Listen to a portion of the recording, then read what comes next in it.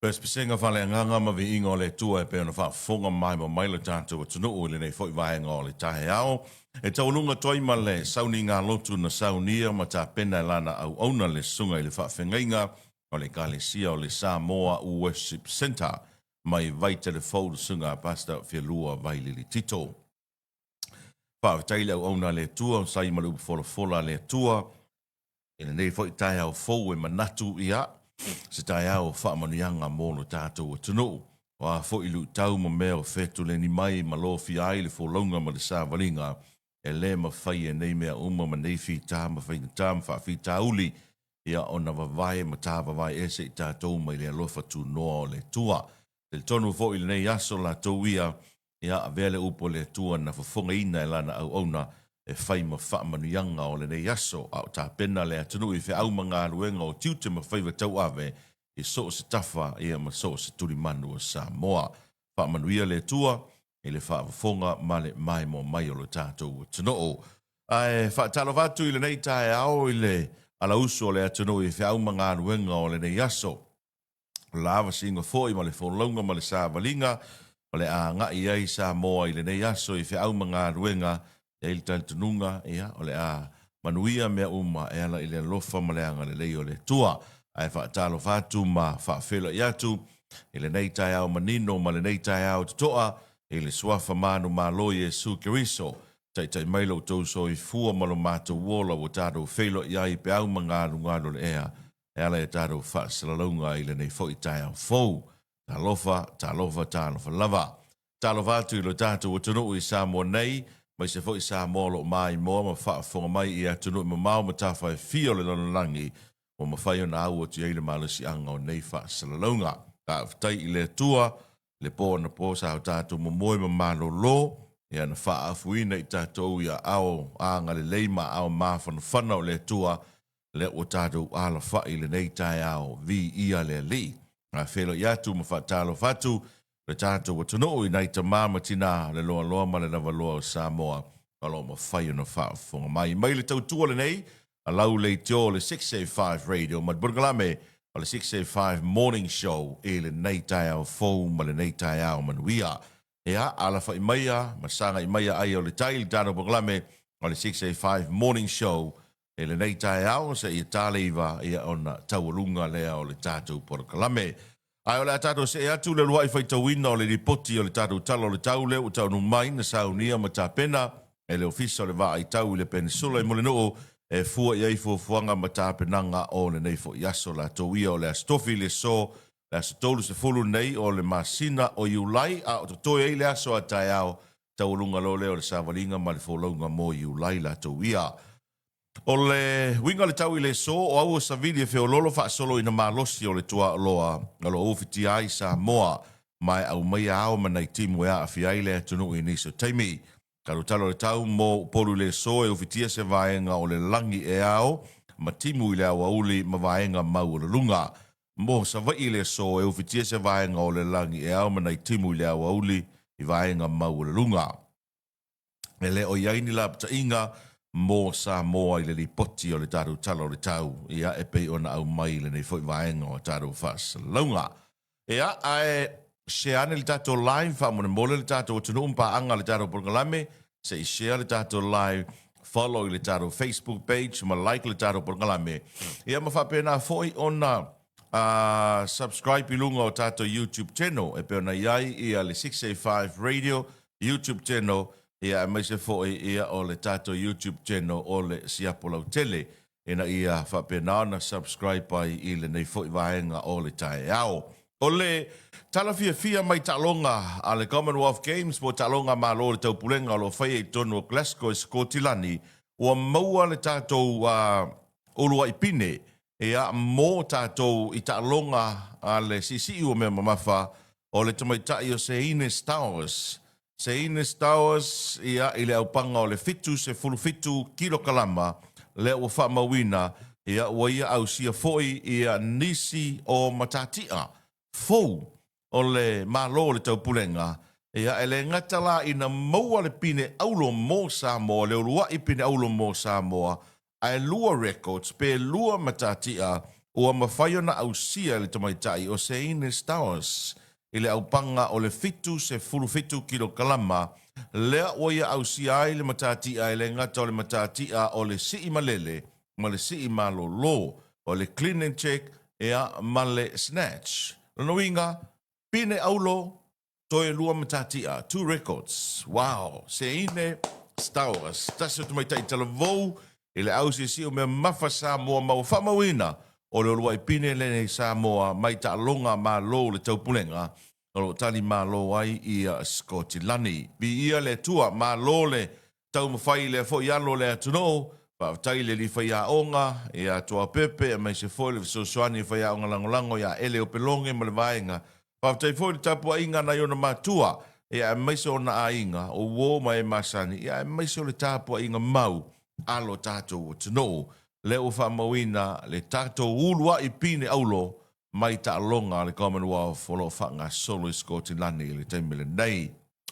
Tonu mai le talo talo le tau nei tae ao mai ato vio tofa o le talo le tau e lama o le so ai to ulu timu i le po ana nei. O whamawina fo i le tae ao nei o le tau sanga le nei mai au kilani New Zealand le talo le tau mau kilani New Zealand. O le tau sanga le nei o se tau sanga ua sili ona malulu tele. Mai le tausanga e afe iwa se lau fitu se fulu, e o mai le lua afe lua se fulu lima, o le aso tolu se fulu i ulai, e masani ona se fulu tikerine ma ua lalo. O le temperature, peitai, o le tai au nei, ua whamawina i 6+2 o lona winga, e wha tikerine ma ua lalo le temperature i le so, e matua ma lulu lava. Ma o nisi o sauni malanga mai, nisi o sauni malanga mai tau tua nā la e mawhanawhana, ma na ere fautuanga. O le vainga i leisi whase furu walu i tū lai te ulu wāwasa roi timu whapele ma lusi o le marulu, ea e peo na whamawina, ma lipotia mai e tovi o tofa nei tai ao mai au kilani New Zealand whaatai, so ni mai lipoti o le tātou talo le tau, ea e le nei fwoi vaenga o le tai ao i le whaafonga, ea male mai mo mai o le tātou o tono. Ea, e iei nei tala fia o le nei aso. Iau te loa, o leisi tala fia o tātou pasi lau pāsese, ma taxi lau pāsese, o le ua si tia le tau o pāsese mo pasi, ma ta avale lau pāsese la iti. Pasi alo ia le fono le kāpeneta, ea i le vai aso le nei, le si tanga fou o tau o pāsese, mo ta avale lau pāsese la iti taxi, whapea i ma pasi. O le nei si tanga fou o whaatulanga ai, le si tia i le tolu se fulu pasene, mo tau o pasese ta vale lau pasese la i tima pasi e fua i le tau o lo o iai le teimele nei. O le whako a sauri si kangare malo a wale vanga si i le kau o le pasese o le si ave taxi e kua ianga i ave pasi a ave taxi ua le vanga si i le tau o la tu pasese. Yo e. O le si li poti mai pepo whamtalanga mai le malo e peo na ta wai ia i le tai au nei ua whaiunga whanoina le kāpeneta le tōwhia alo i o le awhionga i a tawiri ili vai lua Sonny Brown ma pule siri fou whaalapatonga o waa Samoa mō le isi tōru tausanga. O se tamali i wolo tausanga o tautua i whaalapatonga o waa Samoa o lava na poto masani ma alo o ia umia nisi o wha i longa tau loa e au fiai le tikeri mō to mai tau matata SS le lua o lua tasi. Pa pea fo i le tipi loma ma walunga i suenga tau ati na e lua olua tolu mai le Universite au Samoa le NUS. E telefo i ona tu si pasi tau aloa mo a onga wha apitoa i nga ruenga wha inisinia i lunga waa i Samoa nei mātu nuu e mamao. Ia ua suitulanga nei le fionga i a tau ili vai lua Sonny Brown i le fionga i ari a taua Sam Finnis sa i a tau avea mai ia le nei to finga. Mara, ia nei to finga fou i o ka ke o ka vai atu iai. Ia, o leisi to finga fou leo te mai tau atu iai. Ua whamaonia le kāpeneta i lana fōrutanga i le vai aso le nei le tō fialo iai o le awhionga tamale tā Taiman Jensen ma office sili o pūlenga mō le whaletupe o atina e o Samoa Development Bank, Samoa mō le isi tōru tau sanga. O se tamali i a o ina ua loa tau sanga o tau tua mō Samoa i le telo ngā ruenga. E au fiai ma le tofinga tai fono o le komiti whaatonu o whaletupe o atina e Samoa. Pata sei mo le tai fono o le poloketi o fono whaavaya le malo Samoa. O lo ia umia nisi o whaai longa tau o loa e au fiai tiki rio mta upu tau pisi nisi. o le tipi loma maualunga ma tau tau pisinisi ma le matua o whaiva ma tau tau pisinisi mai le University of Massey in New Zealand. Ua suia nei le fionga tamale tā i le fionga e a mua au tau wa ie silipa sa se ai i le nei fo i to finga la to wia. Okay. O leisi to finga le ua alo i nei. Ua whamaonia le kabineta le tō fia alo ia o le fionga ia unasa viane fai fuaina to ala maurua i ofisa fou mo le pūlenga o ati na e o tū malo mo le tolu tau sanga. Mana tua le mtagaruenga fou lea whaapitoa lava ia mo poroketi fo ia i tū malo. O se tamari ua tele tau sanga o ngalua i le malo ma na whiwhiria foi e ta i mua i le vaia o le poroketi miliona le malo alo fito i tonu i le nei pūlenga fou. E te leona to mai whaapitoa ma alo ia umia foi whailonga tau o loa ia o fia ili tipi loma tau wha to anga. Ea o le tikeri tau wha to anga ma le tipi loma mawalunga tau wha to anga. Wow, o ka maa loa wha to anga. Mai le Universite a wao le Pasifika i saute. Para se ai ma le tuspasi mawalunga i tūlanga tau pūlenga mai le Universite a wao Samoa o fast for lua tau sanga o lona soifua ma ua ave a to elfa to tuanga le kapeneta na te taita ia le pūlenga ati na e nuu mai tū maa lolo ave elfa mua mua. Ea, e pei o nisi nao to finga fou le ua tu ina mai i le nei foi vaenga o le taiao mai le fono tanga le kapeneta ea sa o suia le vai sanei. Ia mai ma mori atu ia whaamarianga al Porkalame o le 685 Morning Show ia i lato umalava o tamali i o le atunu o le ale to inga whiriwhiringa ma le to inga auala no whiriwhiri ai ai whaamanuia atu al Porkalame o le 685 Morning Show i o utou whaiva o le a utou sa ngai ai mo le isi tolu tau sanga. Ina ia tau tua male wha maoni. Ia ona o le tūlanga e peona i eile tātou o tunu e maise lava i le tūlanga tau tupe. Ia maise lava o le fionga ia unasa. Ia wai telefi tāma whainga tāma wha whi tāuri o lo ari ia e mai le wha ngā ina le te tau o tupe. A whono wha vai. Ia tālo si o na whaiva. Ia whaima le wha maoni. Mai le whainga o fie fo i lo uia tari tununga. Ia whaiva lo whirima o nei office siri fou o whiriwhilia. Tala fia le nāre nei tai au. Ai o le tala wha noa se tala e matua wha noa ai so se Samoa. Ave ese le lango ma le alo ia le malo o le laka pi Samoa. What? Ua tu ina mai le wha iunga alo ia le malo ua ave ese aile na lango i le laka pi Samoa. Ma ua le toi alo ia le malo. Le laka pi Samoa na te whaatau teia le taalonga o le laka pi te tono Samoa ma le wā i fafo. Ho ho! That is a bad news for Samoa. Oe, le toi alo ia e le malo Samoa lo no winga e le toi ave i se tupe. Ia, e le toi i se lango le malo Samoa i le laka pi a Samoa. Le ngata i Samoa nei. Au Samoa mta longa whaavao malo ia tunu mamao. Kalo whai le atunu. Neia meo le porokikia o matua lili vau aile nei tua inga whaai unga. Very disappointed. It's not a good decision. O tae ao le ua wha moe. E lonjai le lakapi fou. Le iuni lakapi fou. Leo lo tau la mua i nisi o lo ia. Malama i le tū la fono. Ma nisi o whaife au. What a sad story for Samoa rugby. Very sad. Tai ao e lonjai a o le so e tau nuu mai ai whanua i le World Rugby. O le whai unga le malo le o whai nei ma le sauni o le lakapi fou le launch tai ao. Lo tanunga.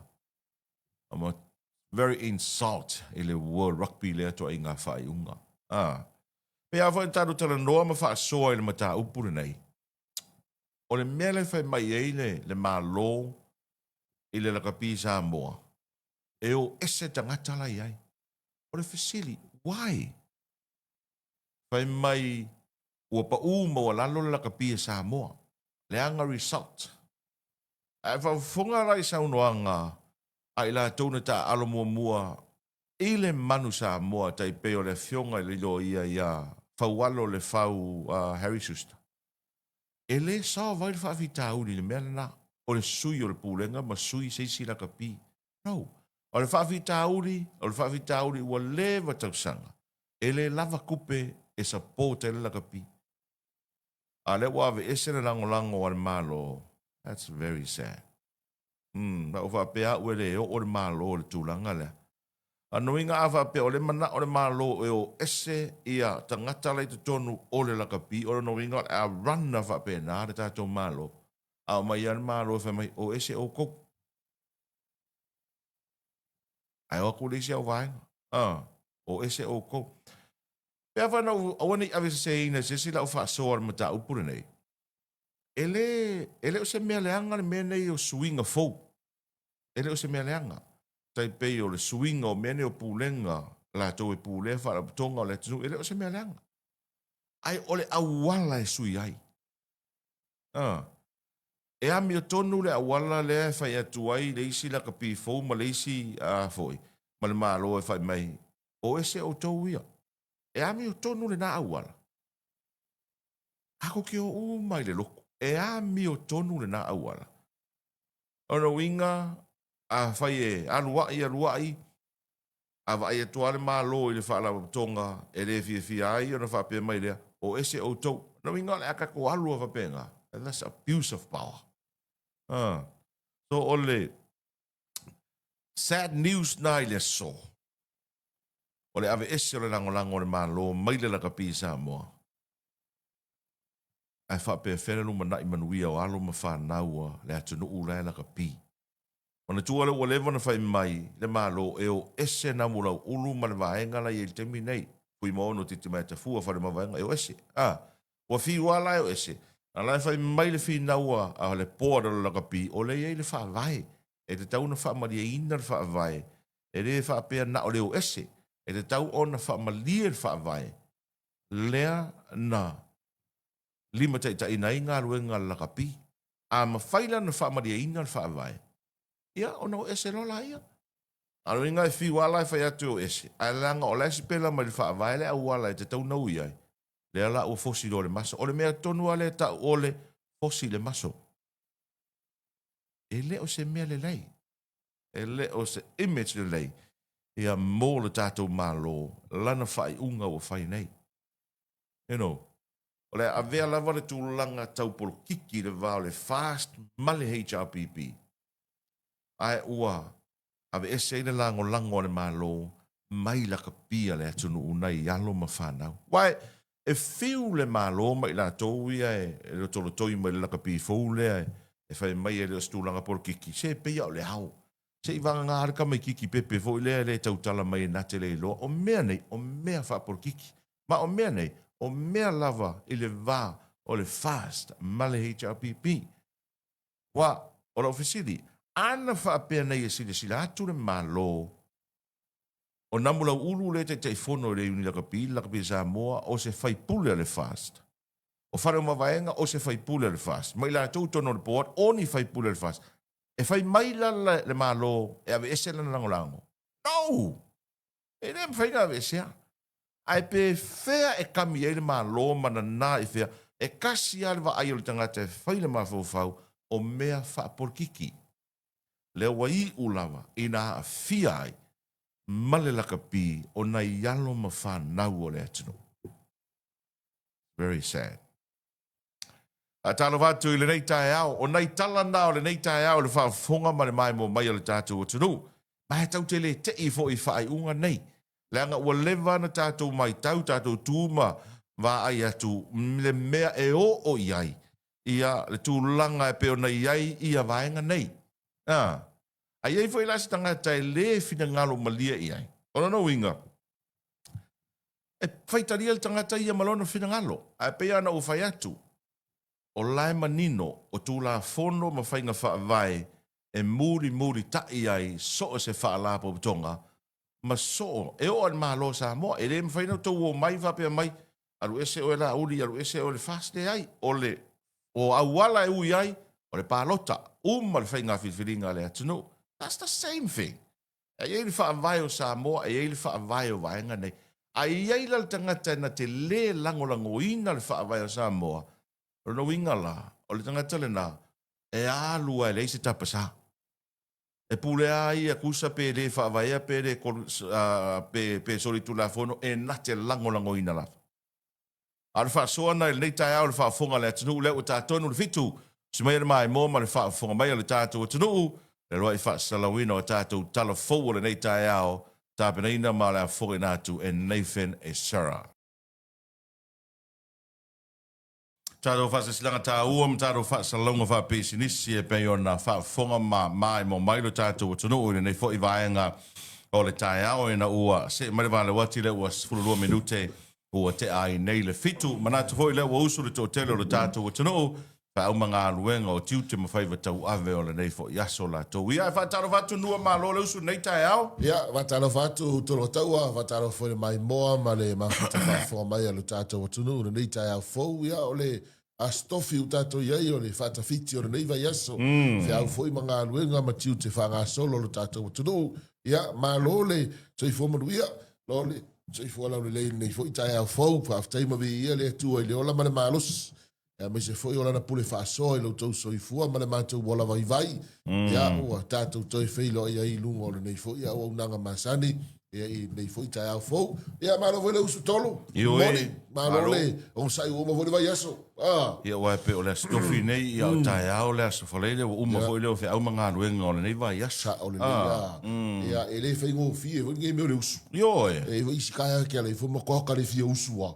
E a wha pea o le tātou wala o ino le usu I e ka kauanga ko usu. Io, a pe ka ke sa o le kala o le tuspa ia le a foi nel tupo ta vita. Ka ngoa o ko fa malosi o. Io e. Ska ka fa o pe ka ke le fie usu. Ai ka ngoa ka ko fa malosi ka I lunga ma. Ma o foi lunga sa ungi ma ka penga ma. Ia mausu nga luenga I le aso ma le aso. O le wai teimi fo nei o tātou whiola mo tātou soi fua I linua. Sa mea sa o ale o tātou whiola le teimi o le whatuatua. Sa o le le ia. Io e. Mea umma. Mea umma. Usa e wa ainge le mingoi o mea umma laulangi le o e nei. Ia. E whai o le mingoi mai o ngā ruenga le ali ia makona whakau nguu anga wāloanga. A o sau vol ki Apollo ia ngā ruenga ua. Kusa sa o le kala kamiki. O ia kala lisi whai la umma. Sa a makang savari wali ki Apollo. Arua rua kamo el ki Apollo. Al mele o el ki Apollo o le ko savari wali o le ko kamo. O le le. O le le le. Ako mori mawina le taro tunu le tele o mau mea o ia le vai tau. Ele ko sau voiria satani file mu. Yo e. Al fa vesi ya. Le ia se me ko manga ko file mu ngai kai. Yo. Al pa vesi. Pa vesi. Al tau kala kamiki wen. Al pa ka api. Pa ka api. Pa ko ua ki whanga. O ma ka api. Pakau kia le mele o ene. Ia le a kau ke mori mawinga. Tonu fo o tātou tonu a me se tonu a inga ma. Ia ma soi fuanga nei o lo tātou iai ai kei lo foi. Se ale ai fui whawhika ulingi. Se le mau kako whako kua. Ale fui whawhika uli nei ma lui tau nei le mau whako kua. Ia ma kako kari kongu oro soi fua ia. Ia tu e sa tai tātou. Nei le tusina o whai tau ai le vai asol nei. Ka mālo fo le kusi fo le a Mariko. Ang fa makala I ka mālo fo le kusi fo le ka mālo whanga leo ia hero. Ia hero. Pule o le sunako a. Pia ia hero le ngol koi. Ia. Pa mai na watul malanga Yesu. Ai alu ka mālo. Ma kor kusi ngā le ka umai ai mo meo ka ngaka ia ka mālo le loka I filifili. Ia. Le keono. Le keono. Le nga kule Yesu ia ke mongi ai o feo sofi mo mo poa. La poa. O ki mai pekin nga mai kai. O lo poa ko kofu da lo le vai. Ia. E la le e fai kaula kusinga. Ia. E ka malo nga kuso le pule o le sunako. Alu ia Yesu fe mai la te o e fa malo lolo na. A fine, Ona fine. Man tu o le fa tu o le tamalo. O le telo tangata no ia Yesu. Ia. Al paua kala Yesu alu e teru atu ala ua malolo. Al ka malo le fe mai kala male ko o le fa kua ka malo nga o i ma Yesu. A o sa vali na lai o mai Yesu. Ia. A whai mai a lo lofi a tule motu o tangata. Usala ua tilei ai ngā male. Tilei ai ngā male o. Ai makua leo whai mai, o le a oki no ngā whi. Laki ngai. Le lo lofi a tula al motu o tangata. Le ngā lua koe le whawhinge punga koko. Foi lea sulu lua kau sanga o punga koko. La kuloa pa i leo fo Yesu. Anu e se le man. Ia waki le tilei. A le oi wha malolo le ma. Ia usala o le whaile tanga Yesu le fine puna toto lea. Ma le motu o tangata. Ai whaalongo aku Yesu. O mai ka ngaka wala au mai le puna o sunako. So le. O ki rau a whinge. Ora me ki whaalawe lave ai fua lea o au. Sala lai whaalongo Yesu. Sala nga ngoi whaaliu mea Yesu. Whaile ka malo lea. Au e te matau.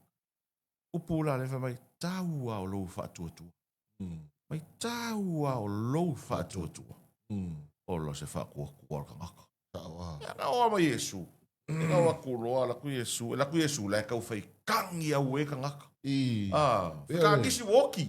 Ke pea la ku Yesu lai whaile. Whakangisi woki kengi. O le a fo inge o le vaenga fo ile o le. Kailo makua fo i o le a fo. Da o sidangi. Au sidangi ia. Eo, whakangisi da o sidangi. Me woki le makonis. Kalo pasi kengi. Pe Yesu kukuri fafo. E fafo. Leo le whakua. Ngara kora Yesu al kong kango le limor kinga. Ingari nga sa wale upu whanga le talita kume. Kime o kume le nga sa wale talita kume. Funai. Tu ye lu. Ole winga la matalanga o akal vam kalanga le el kuspa ia. Ole whakua kua ka malo ni. O sa ole ngala koe o mai Yesu e kuri le mai o longa finge lai ki nga inga. Ai mumu ako ngaka fo ile le. Aki renga tile. Aki renga tile. Ia aki renga vai de whakua kua. O la unga Yesu ai o mai kama fo i whai mai. Kama fo Yesu e maliu. Ia. Mai sole, woki rawa finge. Ai me fala ve lave fo le au. Palongo la Yesu ka la ngale pauanga ka la Yesu nga fai ko inga le. Tau a ro fatuatu. Pea ngā rawa karo karo, kei mi ngei rau kako iai. O leo kako feola le kei mi o fatuatu. Io e. Ia wao le sianga mea fo i tā ua. O le sa o mo fuanga i ke iai. Io e. Ia wae ai ai fu mo fuanga i le isi au whakofua. E o mai fuanga i le whakofua. Wai le whakofua. Ale kele yo me o ngai, kele yo o afo e vaenga tā ua, na la unga le tusina mareko. Pea mareko e lima. Eo o foi la le, o kango fa mo ka mafau fau kala le fa finge punga koko. Se fulu lua kausanga so. Ia ngā kala a. Kau kia. Se fulu lua tausanga o kausa ili. Io e. Ave fofo.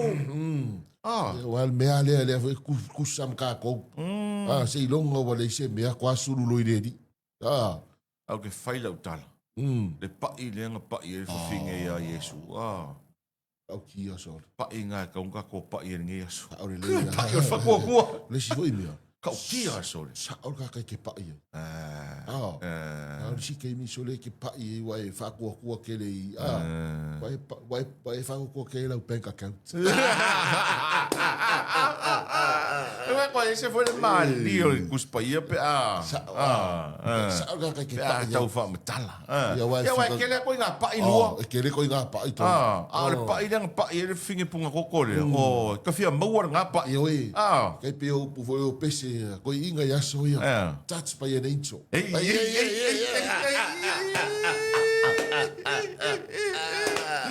Pai ai le whātua. Ala kai kei lo e tō.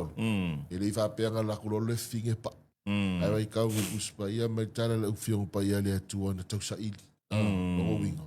Sua kwa le whinge i Ia wala he kua kele. O ako e malau su e maliu malau le karikongu. Ia ma kua wale nga pai lo lo lo kua whaliu ako lo me Yesu e whema i kala o ngau so. Me Yesu o aile o pai ma. Io e. Me ngau so.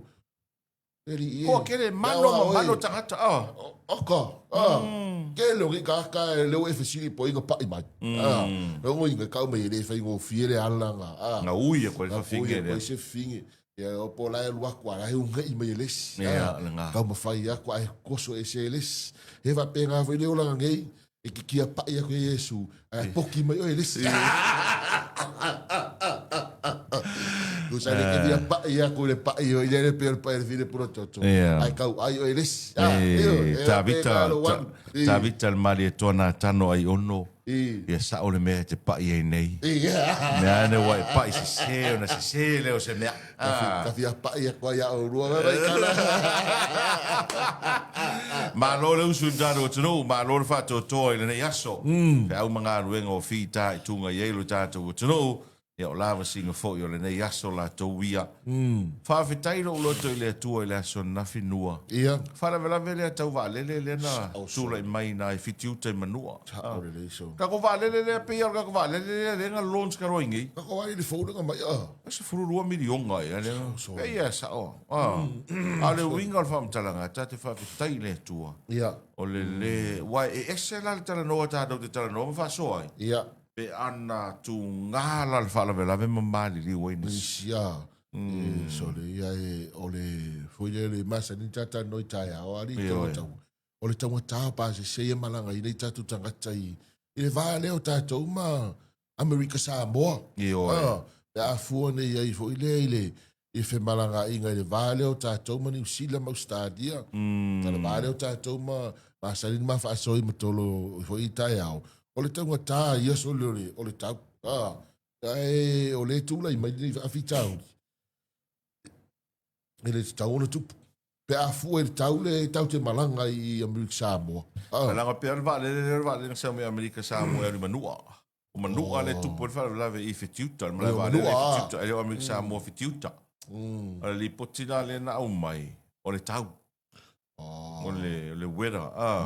Sa lo le taimi le, a waku so le o le kam fai vale le len. Au ma losi sa vedi, e man ko fa vale le o vale la iki. Ale mena lo ke fa kai. Ya uia, e ui o tupu fa lave. A o te loa foi, o le to al kapten. Ia. A le to pa late. A wa anga fa pe nei e panic ka. Ia. O pe different story. Io male. O fa mai olan ka fa de vale le land. Ai ma losi lo savili. Ia. Ia le land no ilungo le. Ilungo le. Le vainga le vale. Ai kifa i kua lo ko le fa kafa mai kua le. Ilungo ko nga vau. So ya o ya o le manu a miti a wa to lima pa se. Ai tasil tangata le manu ana o na vai. Okay. Ai ana fa pea la le to ana iuso pai late to lue na malanga. O ile ai la. Sa ore le so. Ia wa ka ko po le afo ya lo ko malo i fe. Ai o longa la kala mai mengi o fa la vela ve e ai al popole. Ia me se foi ia o nanga ia tau valele. Fai si umi ere ko e kupul mele ia tatou o valele la vivea. Ia langa se asa e fa longo la ve ngi o valele. O ele fa vela foi le kupul me Amerika Samoa o ele valele le ngapa. Ia. Ia ma le fa vela vela ku mai ko ia ma. Mo pa o valele. Ia, ma le sia ele pa ia ma ko spia. Ive. Ia ko va ma ko ma. Kwa o ko ma ko ma fa le aridi. O ingongio. La ve ma fa me. Io. Che le o fa vela ve foi na tula i mai. Ia o te mana tua fo ia o le si pine fa mau le si va le temi o le polin sia na vea. Ia. O sia o toko. Toko le ni usila le walu eska mo toko vo le na fofa ta vali. Okay. Wana pai latte toko la vea ila ia le o le polin sia le na la vea eska mo toko afa makala toko le to fai ono. Pa matala la toko le la vea ngol vale le na. Anga crash al vale le. Usa mi ngoi yang e lunga vo le o lai wala ko ke le la ko la nga feol e fa longo tu nga le langona ma ona vai o le mfaina tu lunga ya la walu ya si ile se wo to ko le ni sila alo e la vai le no fo va ta val vale fai voi si sui ya le tau ya ta tau le oi Amerika Samoa la ma foi nei ma nu o nga fi so le o le pe angi le fau ka ya ma o le ma lo sir kwa lo ia nga o ma ku ia kwa lo sa ga pala sia nga ikimu o ma lo kwa lo peso e se ko inga ka o le i ka ko so ia ta to va ai o tu tuira ela i tia va le ia e ma lia la wai o va le al Samo Airways ia e lua ia pailate to lua pailate o ai Ai, o le va'alele le Talofa Airways. E tasi al pailate. E ko kasi ale pailate le nga ki alua ia e faila si sawa o le va'alele le Talofa Airways. Ai, e te mana tu ala vai te mina wal taro i nei e tutuila. E nga wako wo le ki o fongi fo i le an manu Samoa. Ia. O mako mai e lole al va'ale ale Talofa Airways. O le skama i va'alele a fo i le. Ia ko kasi al kanga o le arau ke aka. Mako sa unge o mai. Au fai kau a kui ngā le news fo i lea i o i pia fo i India. lea i lo ke Amerika Samoa o fai tau tu le New Zealand Samoa i Amerika. Le va'alele fo i lea na la vea maliu el tina milionea ma lana tama. Uso le va'alele. I think it's 4 or 3 years ago. Al va'alele la kasi vo i alpa i lake. O kasi alpa i lake ngat. Usanga ngai lunga al valele walu valele. Ai a wo solo le mai il pailaki. O folo il pailaki ko le autopilot. A wo solo mai il pailaki. Ya lulo mal val. Ana dengar sa news. Leng sa ungi le ami Amerika la fanga. Yo on ma fo anga na le na fanga ni te walu watu valele crash se me vo le tu mo tangata. Tele lo tangata maliu.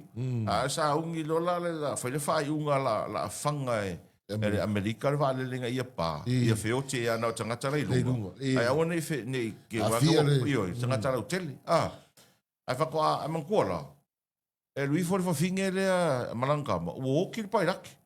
Toli. Yo e lo fa finge ia polar me a fai. Ia man kuala o le nga fo nga take off mai va'alele i le mere nga saua. A le saula autopilot. Sa wale va'alele alu wale va'alele kau le mea nga alu ai. Koe mimino mea koe alu le mea le nga saua. Alu aku loa palasi da lo pa. Pe oke lo mo le finge oke ma pa wa le vanga oke pa ila ki woso le mai. E mera le ku pul kasi pa ila. Se nga mako karango ai. Mako mai ale mako karango vaxo le mera le ku pul kasi pa ila. Oke al pa ila ke le kasi. Ko inga bela ga ko wo mo ko inga i tank. E wa yo va le fa pe tank e finga ia via. Ya or kango le mere ya o le silvia. Ya maka ki ngai me.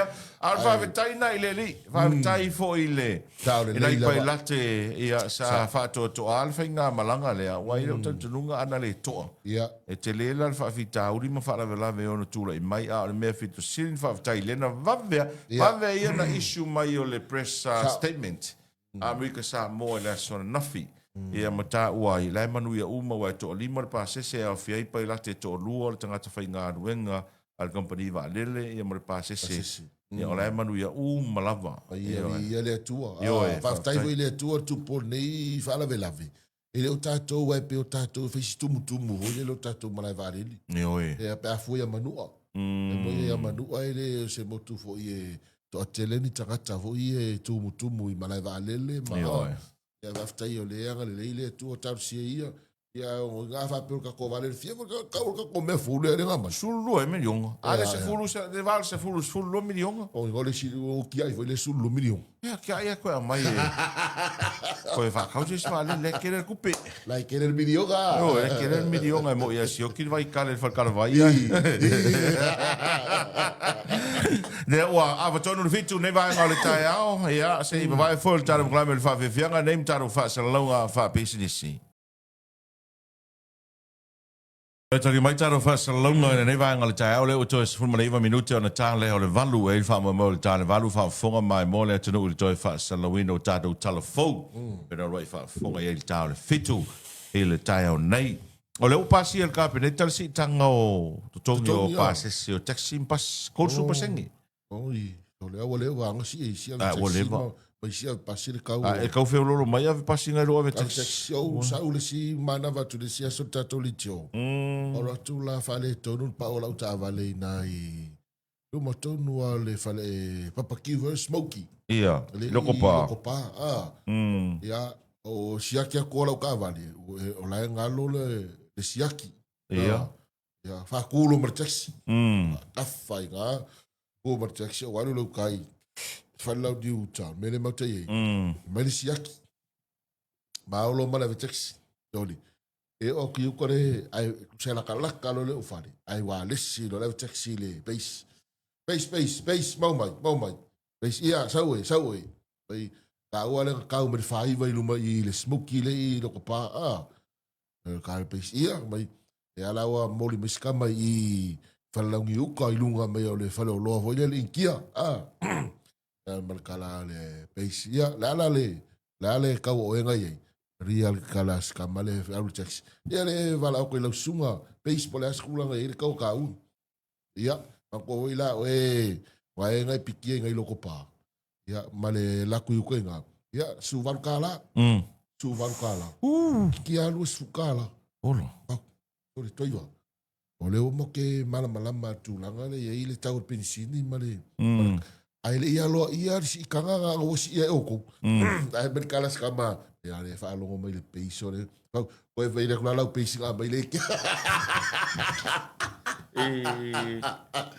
ole, oi, ok, ia ka ua le peisi luka ka, ai peisi, mai kula lau, peisi, o le pāse se lo wala ua, so ele whaasanga e wala mo, ele ia mea se alo ia le malo e si e tau tato pāse se, o le mai, ia langa le, whakule ele ia lo ia mea le RTA, ele i sausi pepa wharinga tā ua, ele ka keilo e kai a fuar ko, asu waru ka la sau mai loko pai, Ia ngā sauri kaulanga ia pia. o sauru kaulanga ia piari, ia, a maruru ale skama la taxi ma, ia koe la sukala, aku sukala wa kere or kaule wa isa wa. Fia. Sukala. Alo fai skama. Tolo. Ke longa la. Sa mau kai fa laungi. Sa. Uta. Ita inei. Sa ola. La wale songo. Masinga na kia ngi. Usala lesi masinga. Mafkawina mas kamo fakau islang ka. Au vesini aki ai. Mai pe o mafai la nga venga. Lau se fulkala. Kau fakau islang ka vali. Lau sa vali skama sa ola. Bega suka lau fakau ka vali. Anga wawe pei. Ya. Wawe pei. Su fulkala. Fulkala fa skama. Alei avel se fulkala avel valkala. Ya la funi le nga pe fa pe o molo shogi ola ko ko e si ko se fulu. Ya ko ku fakau ka vali. O lea fatoa au maile i o engar malo si tanga e tōru sulu pasene. Ia il tūlanga e peona iai ia pases. Ia o no winga la a wha peor pases e sas fulkala. Ia ka ngore wha upopo il kōru sulu pasene. Aisa. Ia na maua ile o pases e mo ile ala iai nek. Ia wae o isi ana i ave pas. Ia e sa mai mo tato tunu i whatanoanga mare ave taxi. Ave pasi no tato tautua. Ia peo ngai isi ave pasi. Ia ole latou nai vaenga mo ina se le ni o mo me uta. Tanga ta fa bodi. O singa me peo la ala tulanga ko ingo uka. Ia man kua fo ila ole pas. Pero se pasi la o uka. Ia. Ia o winga la fa ia la ave pasi ko ngi la ngau. Pa ko fo. La ole pasi ia ole pasi se le o uka. Ava pera ole ave i mare ako kalo e re fa ia malo nga mea. Fa ia la pas. Fa ia la pas. La vea vo ia sur barukala. Io. Ai po fea e si ai au nanga nei. E tinga ina tangata lau tele. Ka ore lei. E fo ia i tangata lau tele. E fo ia i to ina mara lo matua. Mare tangata whainga ruenga. Mare tangata e ti taxi mare pas. Mare pas, ya. Si tanga nei. Alo kako mori mawinga fo. Kere yo pasi soro ko kuso. Leo tau whai atu e lau tala ia oi. O tau le whiwa ine pas. Sa ore lei so. Talu neil si tangale na si mau olunga i neil tiso. Iso. E iai le si ave pas. E iai le si ounau pas. Wa le toi whiwa i umana pas. Ia. Yo, ai whai mai. O la ua whiwa inga o pasi vo ile le se kau whasoa soa. Ia. Leo e kake maka ko i sia so ilungo le Facebook. Io se matou a whiwanga. Ole. Ele ka se furu kai awa maka sa ia nei tangata. Io, fiu fa kali pas. Mole e peisi kako pasel kako. Io. Pesori, ol me eri o koe feo ai. Ale fa ko aker se furu kai au. E ol me la le o kupu, ol me le o kupu ke mingi. O nai nu uho e sa le fai tai miel malanga o pas. Ia. O fai kai mi. Usanga nga umal pisir kai au ko malo. Ia fa ko ko e sa ul malanga e kasi le o uli ia pelua. Ia so o koilo male fiafi. Sao. Usa le oka ko aru e po pasivo ia matou mai tu ai se matou no fanga loa ia so ia. Ale umal malanga usul kai au. Ia ko aka koe whikau ia malanga le bo, malanga muri. Io e. O malanga usul kai au. Aso a koa. Ko koe whikau ia malanga muri le po, uma o. E wha wau pēr na tātou mōri mawina, ma tātou wa aia ia suinga te tele. Ia. Ma a whianga o le tātou te mau a inga. E mauti noa lawa e wha wau na tātou mōri mawina, ma tātou whilo ai, ma tātou fusi ma suinga te tele ia o le wha le tonu. Ia o le tamau a inga o le tātou tunu. Io e mai se mai se na ia ve taxi na ia inga o lo fa mo tupe mau ai na ia ve taxi. Ia po na tava na ia wa le sida ngalu nga listanga. O le ave tava le lai titi telefoni na i tanga o tātou tunu mani tamali. Wa o mina la tu fa ia ia o nang. Ba va tamane na ma fa interview ma tuini tai o ile. Pa tava le fo ile le tai o. 777 Tropicana. Ia. Le kai mo Pengsula. Kusa mainga ave ka vale mer costa. Mai omi ke renga funga fainga ia o nanga le ave ta vale. Le ko mumu le kaure o soa. Ai fa ko interview. Ai fa ko interview mai. O ula ele ai. O le ave ka ile le. Ese ko mumu e. Ale a mai fo il malo soa u fa fenga feo. A o leva ko mumu ka soa. Sorry. O le mai ta watu fale o fo e faitai. Ia.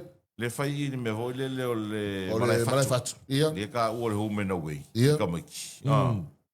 O le o fai mai e o le a tongi fale o mo a inga fo e fai ni da to papakiu po angi me foi ta fo.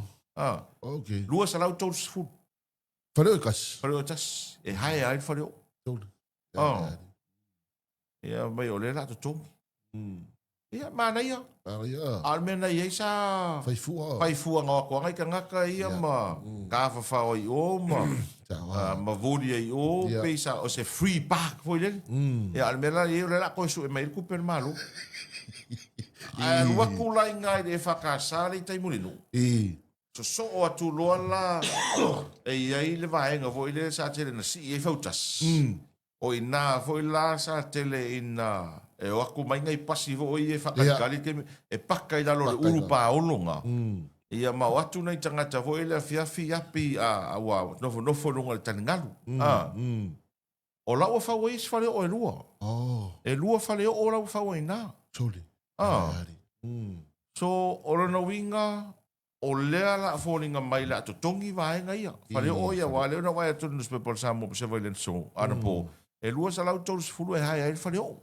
Mana ia le meto tia o le whaingo whale o. Au koe o kia kukongi.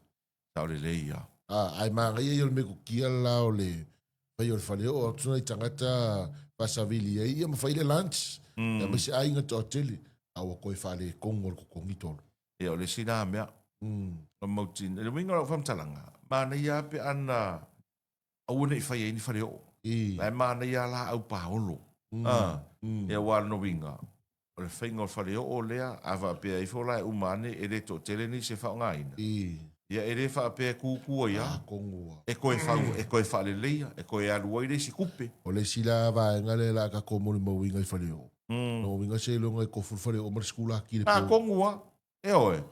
Wa e roa lea ka awa le po, o ngo winga o aku whai e ingunga. O le ngā ruenga kere whaira, ngā ruenga leo le a whai i. O le sia me kupu e whai whalawe lavi. Me sei le pou. E oe. Kifa kwa lea o ngā lua kuo ki whare o lo kakalanga pera kakawhasi. Ia. O le mea ngai kupu ia i whale ia. Ai maa ngai ia leo ngā me kukia. Ma le sila mea. Awa pengi lai pe o ke minga le i whale o. Ka sa wali vali a kwa ka ua toro ka sa whai. Sa whai dalo la au paolo. Ka kike pua ka i kasi ma ngai whangu apaingu. E oe. Ai alongo winga ka koe or ke minga ino winga ka fia sa whai whale o. E sue mo moska lua se lau koutu fu. O pasi atua na nafi lau o whauwhare o ona i lua tala tole whakasale i mune nu. Ia. Whakore lau ka mga mao. Tore. O lea maua kupe whau i whare o. A o le si oki vai kare le whakara vai. Lea winga la whamtalanga. O le wha mua mua. O le wha mua mua. Tau na awa pe o le maua tupe whau i whare o. Ia walanga le wha pe o whaufua. Ia me se kau kon kalake lai whai whare o. Ma nei pe ana wha pe au mai mua mua le tupe ave se kau whai mua mua ia le whakara vai le whare ma. Te ka o meska ko vai kale. Ia. mai ngai whala au. Me ngai foi la au Ia, ma ngai mai vai la la au au. ye sioki. E no ore me tau na ave le fa mua. Ia ai ke le oro la po la fainga le wingo la fa taranga po waina e lua koe e hai al fa o. Ai sa oila o e winga ka ngai mo se skula ki. Ia. Ah. Apo kingo e va pe po a ko. Yo e. O ka ko o kongi e alo ia mare po a ko. O mo kingo po a ko ia. Me se foi la ko inga ngo foanga la ke le pongi sa. E maru i fo la fia fio pongi sa fio i lo mo kama sa o inga. Ke ko apangi la a ko le se me wangi marka. Nga kongu. O ko inga be ga ko por fare o le tato. Soli ia tarsia ia angare le foi le tu ai nei foi fa moi moinga. Ia wae o le ka ko mo mo winga. Ele a nga fo ko lua i ka kai o pa o inga po. Ia wae o ka ko mo mo winga le e o ka vale in public place. O ke le ngalanga ka vale. Fariang. Me ala kupu o ele pa fa pe ke fo ke alo ke fo ko kasi. Ia. O ka fasi o ka ai se ila wa kupe pe se ila ke fo. Awa me nga i ku kupu. Io. Ele me fai ka ko alo mai nga me kupu nge vai tau. O nei le fai ele fono le World Rugby ma le Lakapi Samoa. Ia ole ala e awa ole wa mai le pepo famtaranga malo la tau te le to yalo iana. Lango le Lakapi Samoa le to ave fo esef so so tau tupe. E wa to ia na me so so tau tupe awa le no mai tau atu fa pena ngata le so so tau tupe ala Lakapi ai malo na ave le Lakapi Samoa le lua fa. Okay. Vinga lua lima le se mea. Ia, le waru ono le se mea, so e le foura ngā mea. A mene o le alo ia, e a vea ma Lakapi, e whaafoina le Lakapi. Tūlanga le anga tere le vai. It's not a good decision. No winga la, ia, taipe an me foi le, e whaamaru are malo i me uma. I run na ia administration ia winga lai fo ringa mai o ia lan malo e tūra mai ale fia la e vitangata lai pūlea whapea mai o e se rongo winga a whao ngāre pau ale on malo o a fisidi ale leo te whai atu de au te re fisidi ana sila atu le malo o tangata lai te tonu o le poan o se whai pūle o le fast o ni tangata o le fast e wha awau e lako langolango pere ai e mau ki ngoa wha awau ala ngau lai se sinatu le malo na mura ulu o le whai pule le tau pipi fua whare ma vaenga te tima e tafua o le sui o le sap le ana rani po sini sai le tau pipi ai ana sila atu le malo oni sui o le fast ai longa e tupu le mea ai longa e tupu e wa le wa o ka whaalongo mai whangi lau sunga nge tai au le pe o le ua tūlai mai nei a whita auti o le stama ia tu nuua le si a mea tolu o le e le o le problem lea ioi o le problem sa o le se tupe o kupe le ngak sau ngoa ia le whau Harry Schuster pe sui a kongoa pe le pulenga pe o aku ngisi fo e whai e le fo ia i le whawhita kongoa o i se kupe le sa ai kala le fau o le kupe ale o fea kau ke o le fitoto ai ale mau ale le pe al mo le kavale le anga o le kere ri singi ave ai ale mau ale mela ale ma yo kavale e ko o kavale e o nisi fo i e te mai tau atu le pe e tau la mua mai le uniform ia sai ai mo foi o Lakapi a fai a o ngai o nga o isi au o le akungu ma pule isi au o le akungu ka fa le ko ngoi resort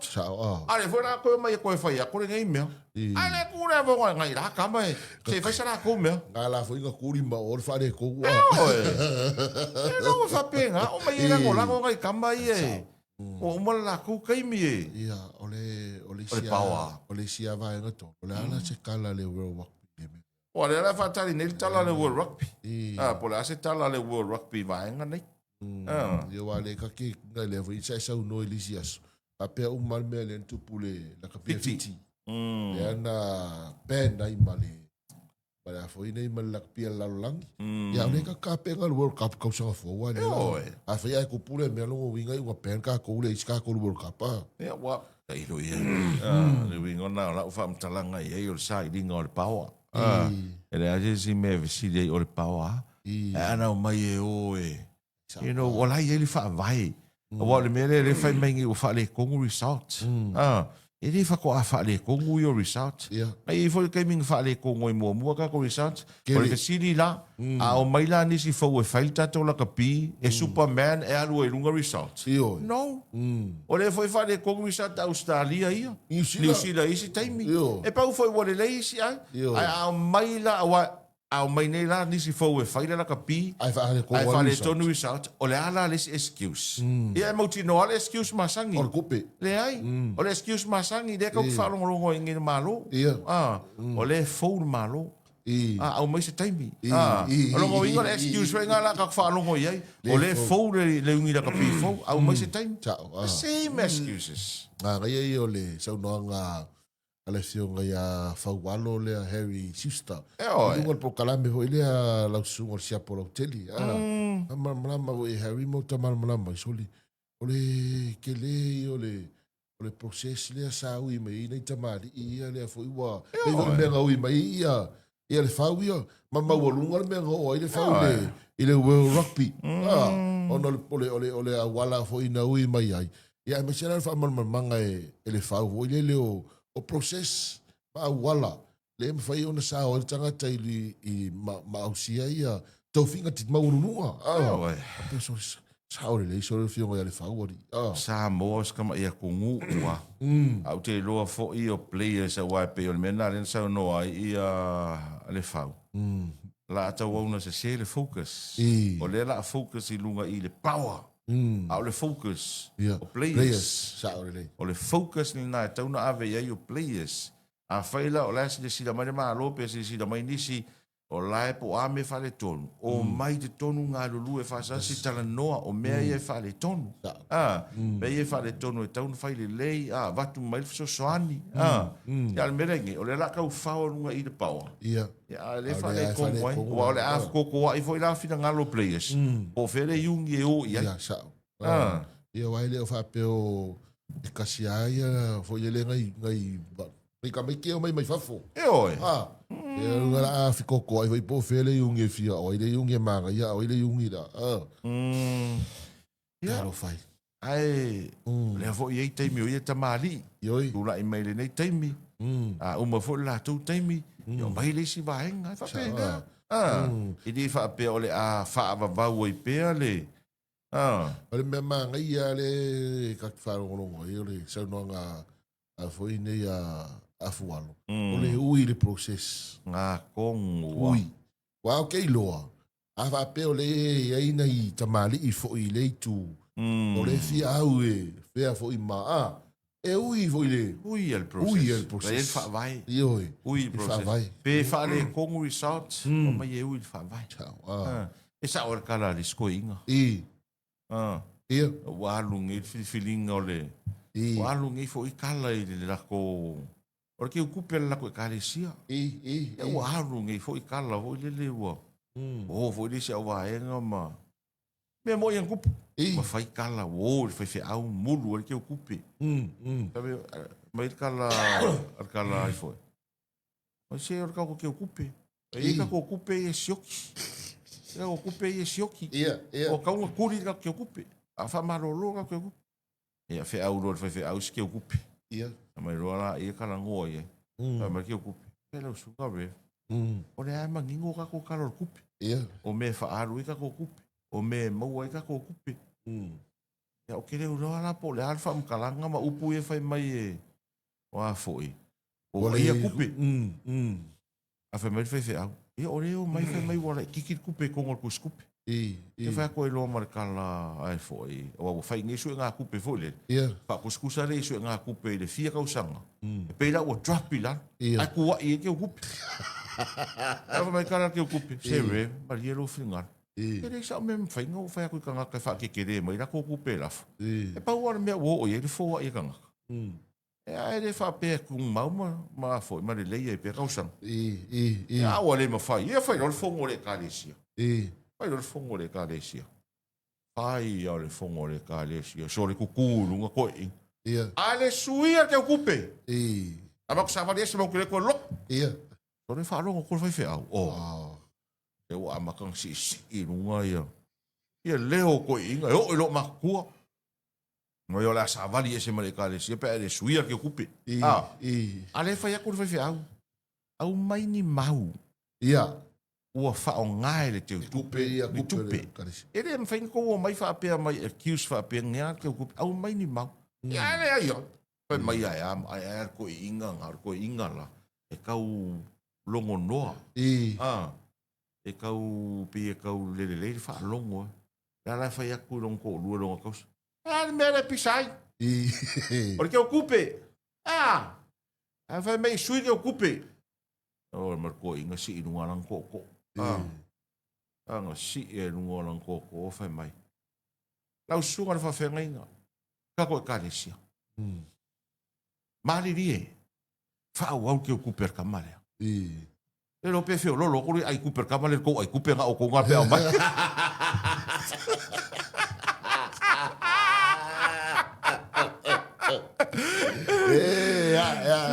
Mas não perfeito, não louco, aí Cooper, camale, aí Cooper pegou o homem. Ele faz o punga, ele faz pala, ele massa que faz a better the devil you know than the devil you don't. Mari dia ia. Ia lá ngolango ngai ngai foi kamari, ma ngai ngai foi kamale o tatonu de valu. Ia, os meira mai mo mar fa fonga.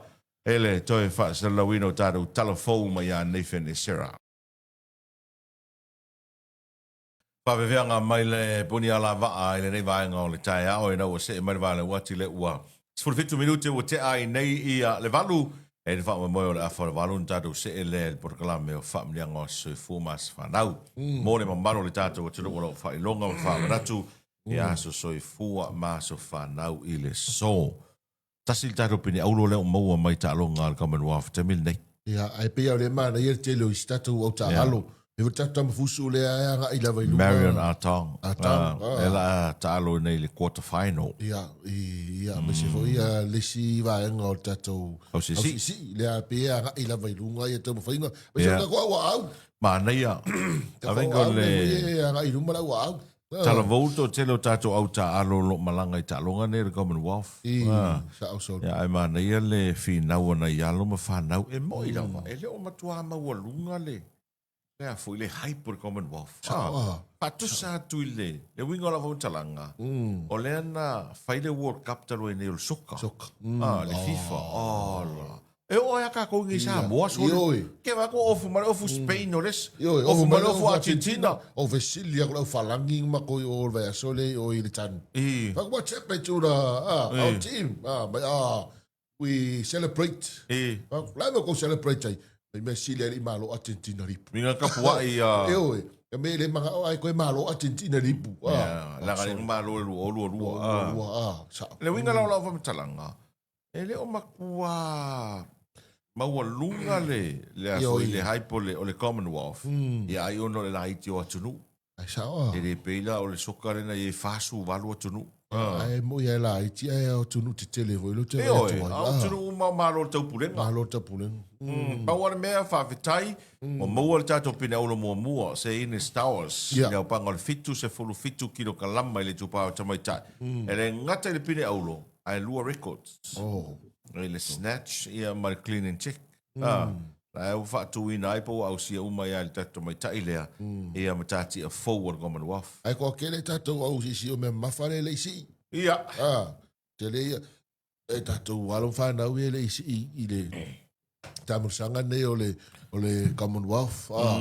Ia, e maisi o kako o whireki. E wele ka aro kako o whireki, kako kengi o le sakamu e mai Iusila.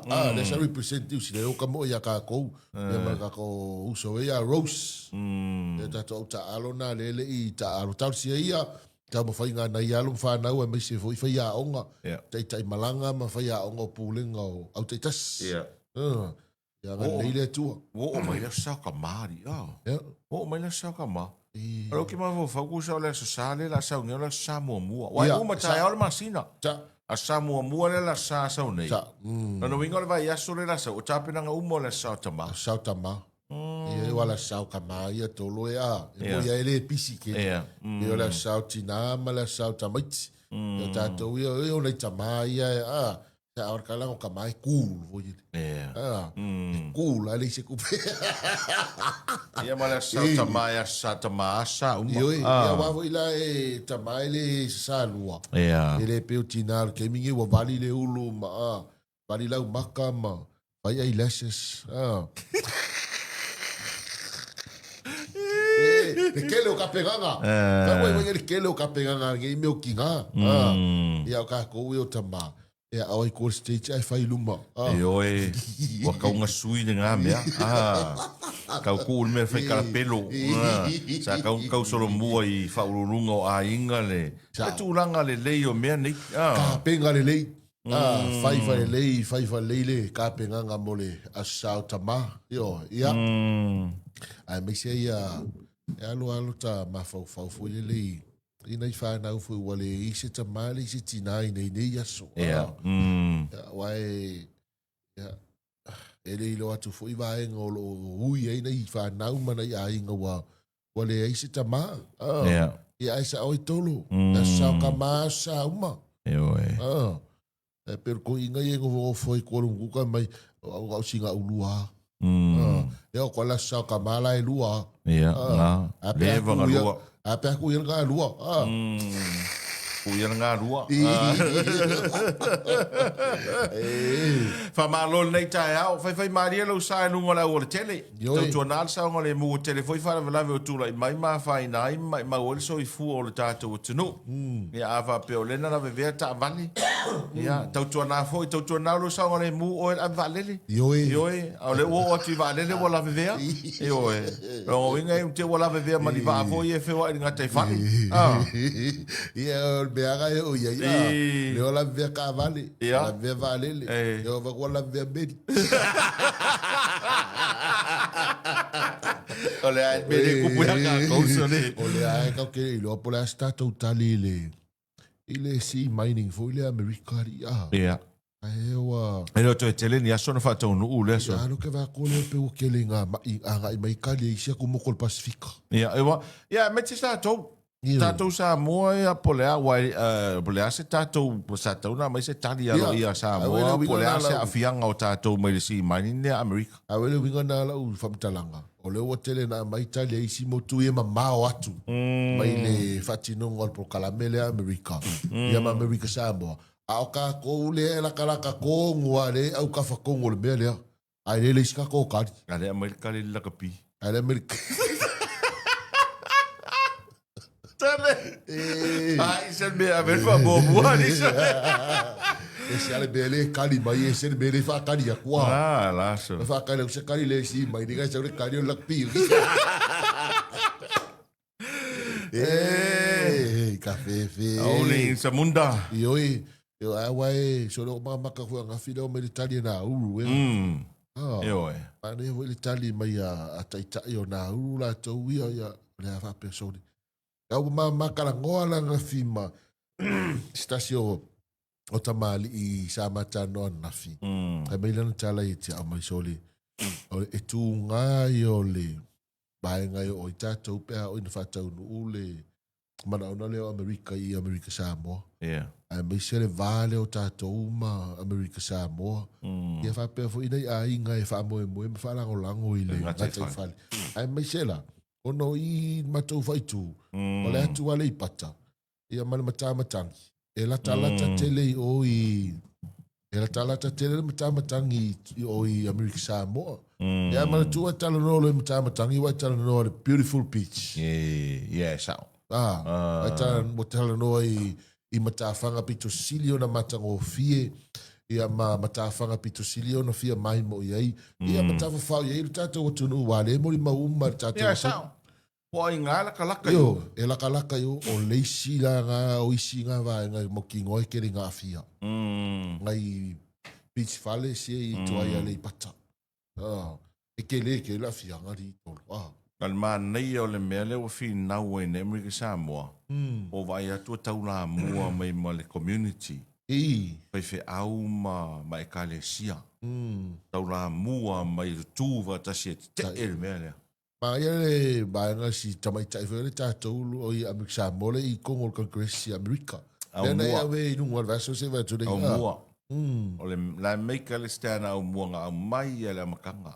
Te e au mua le mea lea. Ale winga na la tala wa ko ma nei o le tuva tasi le community Amerika Samoa. O i fai au. O i ka le sia o fa leo la tu ngona la tu te ena. Ala ma kala ngoa ia nga po Malaysia o fai au mai ku kuila. Ai matala no ele lunga le messenger fa matala mai ele me la fo ta pena fa leo lo la to mau. Mana ia. Takso le malo. Ia. Ma ngai ke oko. Ya, se mau ari fai pule o afioanga. Ke. Ia. Ke kwa ku va kasia. O hali sina malo sianga.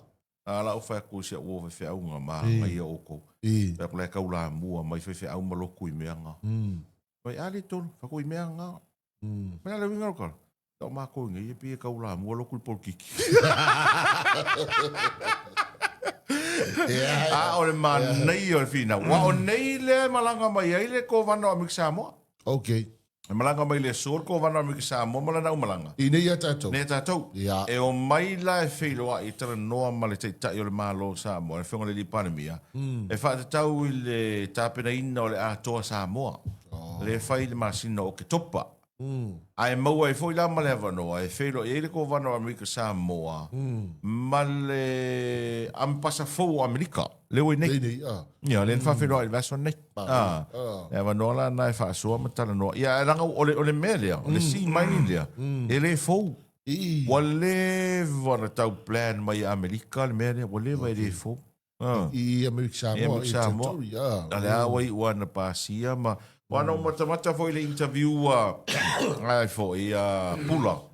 Lena malanga le ko vana Amerika Samoa. Lena fai ai te tonu o le senate a Amerika. Na finingia ai lo na finangalo ni mele ai ta ua ai o ia e aulo na finangalo ma finangalo la tu tangata. Ia, ma ia. Ia ele te ena o mele pe tai a fai lava e ko a head le malo Amerika fai mele.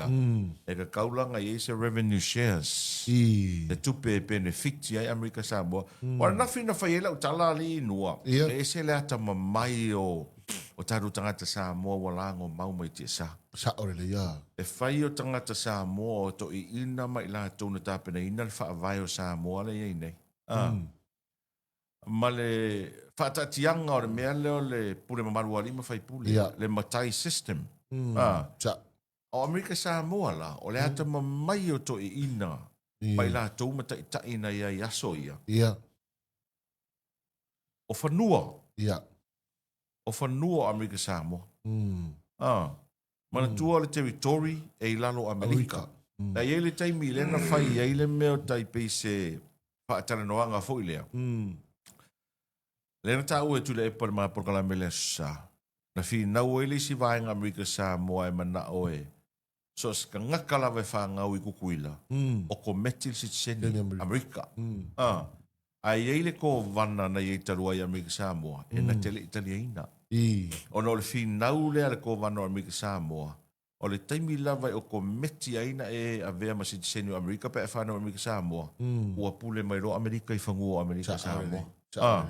E mai kaunga le system le Amerika Samoa o le territory. Alai pule ka ngaka Amerika Samoa ala tau voi whanua. Very smart. Sa o le leiso. Nā kama mai o koe inga. Usai o le mea wele kake ilo a ile taita inga le anganga o le atua i nei tanga ua whailangi. Vai lei a Amerika Samoa. Ia, o le territory o Amerika. Ai o mea keimingi. O lai whaakari Amerika se approve ako Amerika Samoa si mining kuataria. Ele mawhaina ia kai peiwe o kakawo ia Amerika. It's already approved. It's already approved in Maro Kili. Ava ko lele ele ka ni tangata mo e ya Amerika Samoa. Ke umaka Amerika Samoa. Ka kau foi nang mako ke umaka ngaka lai fafu. Na Samoa Amerika Samoa lai fafu. Wa le te mai tau atu ia o le wa faalia la wa fina ngalo tatou botu tua oi. E te ena i le vaenga nei. A faia tatou Italia ia la to Samoa ya o ki topa kuai. Kuai ia le ato Samoa ya o ki topa. Faris ka ko mga. Kay mingi. Wai kau kere ilo le no le ka ko wala la ka mai ka pe America fa kingo la ko por kalame ya va ka ni ya ki topo ko ya ka ko ka mo la le pi ka ko i ala taro se atu programa family nga se formas fa nau mo na malo le tato tunu fa longa fa na tu se formas fa nau ile so e pe ona tu na mai lunga taro programa. Ya, ole aso tau sfuru nei ole masina o Iulai, lo afe lo sfuru ono, ole aso I fua Tracy Skyla Papu manuia lo aso I fua. Leu sei a Yeremia fasu lima tusanga ile aso manuia lo aso I fua, polo aso fanau. Ole seu se tiu mare au asa afa manuia lo aso I fua, ai miti tu ila epa manuia lo aso I fua. Ole aso I fua, se o nisi alo to vale pasoni manuia tele lo wasa soifua e peona whailonga ina ile so. Taro whamnianga e peona taunu mai taro pakalame nei vaenga o le tae au tilo ia lau whai lusu valu tau sanga ile so o i o ngei la whangal kaka mo tilo ia. Manuia lau lusu valu tau sanga ile so ma pe foi e sapeta lu teru whalongo lima se fulu tau sanga ile so. Manuia tai foi tolu su ono tau sanga o suli sua. Nea mai se foi lai la vaa ono su lua tau sanga.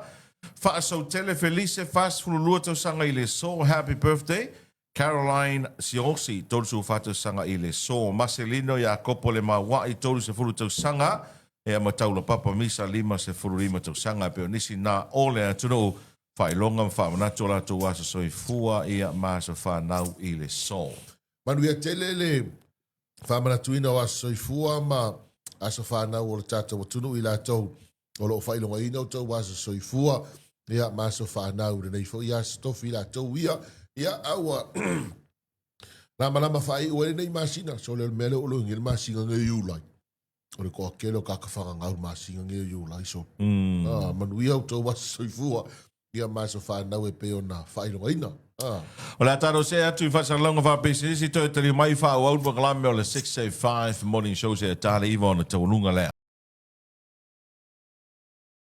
Taro fasa silanga ta uom taro fasa longa fa pisinisi le tau le fa fonga mali mai mo mai o tato tano ule ua to lus for minute le tona tale o leiva taro se mai le vainga fai o por kalame le tau me na tfo le ua to to no to tele le tano I fa fainga luenga wa ma te fainga luenga o fai vole le yaso pa na wa onga me se foi la tolo ngaru ina va o matua ma fa to anga malo fa no le tano ia inga ruenga tau whato anga tua mauta matua lawa ia mai se foi la tau le ngātai fale malo atu le unsai malo ngā le lue malo le tau atai ai e ia ma malo wharo ngia manua le tai o nei ia o manatu na mata noa na nafi o le ka malo wa kiriva e pese e pese le tangata to e whaila na vai o te le loa e le vai al te malo po le ale au ngā o le vai a o a mea ia a fo i ngosi mai ele vai a o mafua na o fai e sau so ani fo taro po kala me fa la wi lo fo isi na ita mai business le titi ya wa me moni le na o ia lo fai vai e ave tu ale tu no mo tele na mo mo ele tu no ele to fial o ma kwa ke lo mau vai le ya ka fo ri tele mau vai le ya tato yo ya al mana ya pe o me vai ngosi mai me fa natura e mo me o mo tato lo fa nua pa talo fatu o le ua mato fatasi nei le tai au marka malo sinapi longo vi o se tangasta pese I longa lo tato o tunu o le usa vali malka malo ma mafanu vai manua e fa malo sinapi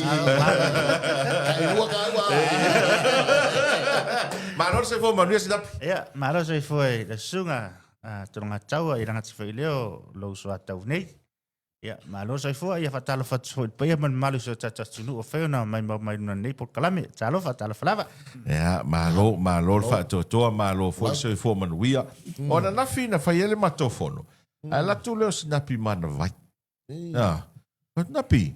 Sei ni me Skype vai nga. I. O ko foi lo le vai nga malonga. So ma nga yari. Ma ko foi le masangi nga sa fa makala kia o ela vai fiu ma le tipolo. Ya pe o pisi o ka le se avango. Ai nga e mai ngi ru vai so ila. Ya wale ko ingua. Le ko ingua. Ale ala o saus na pi. Na pi tau fa matala le tato vai. O ana fia na amata le tato vai a o a mea i te tono le tato vai. A o le a foi longa ia o ngā wha mole na pi. Ia, whtai mo lewa noa. Ia o le tatou vai, ia o te loa, sirfia to tele le ngō le tatou vai o le ginger juice. Ia. Ia a tono e sirisila mai, ia ese lanu. Ia tasi ale ngoa, o le mafuanga. Ona ese flavor. Ia. Ai le misi ale ginger i flavor uma ia mati polo. Ia mai tusa fo ila tau wau ngā. Ia ole vai, ia e whamatala sa o tupe. Le sisi e le whapena ave nia ua o ngā whafo mai po se o ngā whai vai. Ia ai o whainga ino se mea lofa whafo se. Ia pēno whamatala ina i se tasio o video. Ia o lema te tala noa to o tolu ma lo to lua ia ma se tasio te me Amerika. Ia o malanga na se to lua i New Zealand ta fau. O fem fata fau se to lua vo lele. Ia. Ia lela e matano to tolu lunga le telefoni. Ia valonga kunga. Ia o lai tau tong fiti ma de sela o le tina se to lua pi na e vo lele. Lai e nan fam tala mai lo le se te le ala matano. Ia le Ia na vai. Ia Amerika. Amerika. Na tau tino mai tonu mai, oi, ai longa ato se aso, ai le te vai, ia fōringa sela lea. Ai sa o le, ia whamatala mai lo me whai ai, ia lo tau rua tau mai whai.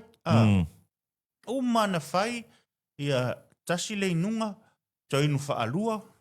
Se le i uma le ato se lua su whai tu la, ai le te vai, ia le sela lea ma le mangae lea ma le Ia, e pila e ofo na lelo ma fau. Ia ma to tai lo lea. Ia ma fai mai lo tang fam tala. O ma me fai le vai. E to tonu le kulupu i Amerika le fai ngole vai lea. I le lana ma fai lo. Tu sala. O mai mai kiwa le vai. E le o tu se mo ina fam tala mai so se mai o ngai. Au te le tu sia i lalo va pe so se mai. Se so tangata na inu le ma vai. Ma whamatala mai le mai na kiwa ai. Pa tau tango wha mau tino ai lalo. Kiwa, ia mai e au ngai vai. Ia o mai nei lo mau tino o le sela, o le moe ta angulu, o le fulu. Ia o tangata fo ile le ti ngā nau nā tua e whaatutu ngā tā isi teimi. Ia o tuli o vai, kiwa umar vai. Ia wa o telo o le mena o sa i fa pele alu ala vai le se tusa o tusa e feo lolo dunga le o le media al me foi le le ino tangata i manuia ta la ilo i yo no tua oi ia tamala na le ma tua yo tinga ina ia le tangata o manuia le vai le te loa ai wa mai mo foi nisi lunga mo le mau nisi i lunga le media i fa tau le vai Ia leo se tala voi le pepelo leo te whai le tala sa o mea moni le peno vea tui le sina o ngai nei mea. Ia ao le na so na whai atu o na whatonunga mai o. Ia whai atu le ai o mea moni la whamaoni. Ia le tatou vai. E le se vai la au vile vei tonu. Chemicals. O nga o fruits e le ave tonu le vai. Le susia i lanu ma. E le misi ale fiu ma le ti polo i flavor. Ma la vai. Kusala o le vai ia kusa o le fiu ma le ti polo. Ai ma fua o na lanu o na o foi o fruits ia ki ngofo ave. Kai peira ka inga ka ngole fa makala la mea ringa langu pingiki ma. O le lanu le pepa e pae. Ia o le fiu o le Tipolo ma le mori. Ia o le tamale lanu ai lea. O le kamawhainga le pea roots. Ia o le kāloki lea. Le pea kaumumu vai vai. Ia o le ano lea. Le samsam malos. So mea umai mau i nei ia. Mea umai mau i nei. Wow. Ia lele e ngau se tatou vai.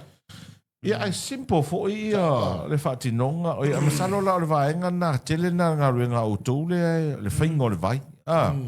O le a o le facility le vaenga ia wa o siau Ioi. Mea tō tino le mau e siau tupe. Lau pisi nisi. O whea lea e ngausi mai le vai. Ia o le vai o ngausi no whaari. Ok. Ia mai ei fo ile fua na mai le lei ia le me fua ile fuanga o le moli. O le fiu a ova fo i le lei a le lava fo i le lei. Alright. Ia me faina fai so stanga. A o le fua la e se. Le leina na pe le maua le au ngā le vai. Okay. So, e fia le tau o le whangu vai le tas? O le surulima. Surulima tala? Surulima tala. O le ala sawa le walu e nei lau kiriwa vai? O le tusa le amatanga la vai. Ia? Ia, le aso mua muan whairima vai i lua suman tupu vai ntaulia. Okay. Asolo na lua, ia whaapopo le si lua sifuru whaasuman tupu. O te mila nei. E lei ma se aso i lalo mai se lau maa whanu e taulia le aso. Ola. Ama, ia. Ia, o te leo moni maule uso i usa i saia le i le whalo loa numera lua marketi. Ia, marketi sa valalo. Ia, o nai mo le vai aso umalawa. Ia, e mato i ofo whale uso le aso umasa palai mai na e le ia e umo.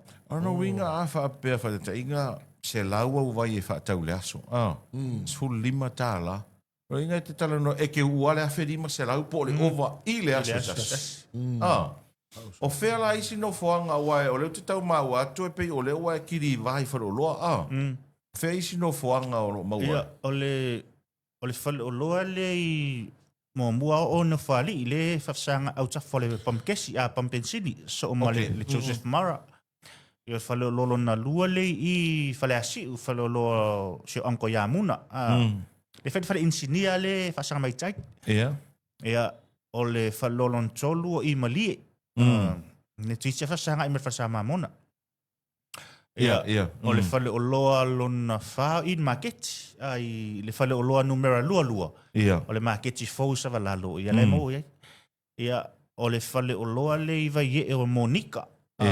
Ia le mo i nalva i sa umalava. Ia ma le whaleoloa le whirka rento i Sātawa o le whiunga ia naiti. Ia mo i sa umalava tatou vai. Ia ma le tasi sa vai le Rosaloti. Oia, pali i ma alamein. Ia, a teimi nei, ia ua uma, o le lewa ana tu le vai e uma le aso le na tu vai vai. Ia le lai tau ona le, oi ia toi wha sila toi fo i malu le mote le salafai, ta maluru atu. Ia na o usu la sunga fua su, sewa noa mo le waa mo le aso tai au. Kua ku mo le aso ako. Tumu. Ia, le ala e whale tono kiriwa mo sa vai mo le veaso nei.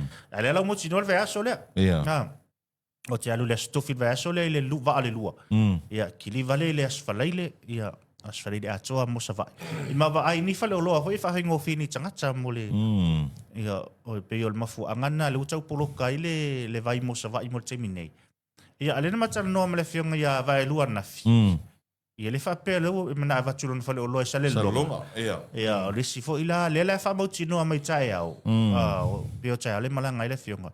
Ia na whaalau loa tiko, le ilunga o mauti noa, mo le vai i sale longa. So sawa le lo le vai e li so. Pe siri ma se lau le aso makua. Ama nei a. So, awala ia maua i se leni. Ai mai se o le ama whaina nga osi nei mea maua i tato lau whanua.